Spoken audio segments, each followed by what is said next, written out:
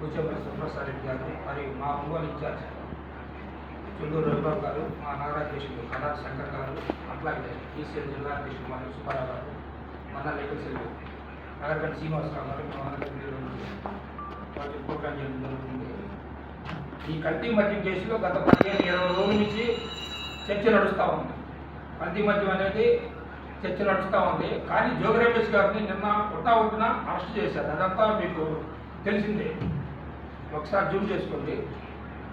ఈ కల్తీ మద్యం కేసులో ఇతను తప్పలపల్లి నియోజకవర్గ టీడీపీ ఇన్ఛార్జి జయచంద్రారెడ్డి గారు, జనార్దన్ రావు గారు, వీళ్ళిద్దరూ ఉన్నారు. ఈ కల్తీ మద్యం కేసులో సూత్రధారులు ముందుగా చట్టాలను కూడా చంద్రబాబు నాయుడు గారిని, లోకేష్ గారిని పెట్టాలి. పాత్రధారులు జయచంద్రారెడ్డి గారు, జనార్దన్ రావు గారు. ఇందులో జోగి రమేష్ గారికి ఏమన్నా సంబంధం ఉందా?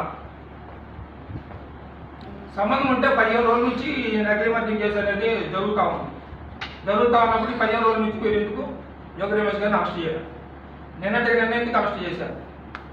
జోగి రమేష్ గారు సిట్టు వద్దని, సిట్టు విచారణ వద్దని, మాకు సిబిఐతో విచారణ జరపని చెప్పేసి జోగి రమేష్ గారు గత 10 రోజుల నుంచి ప్రెస్లో కానీ వివిధ డిబేట్లో కానీ మాట్లాడడం జరుగుతూ ఉంది. మీరు ఎందుకు చేయలేకపోయారు?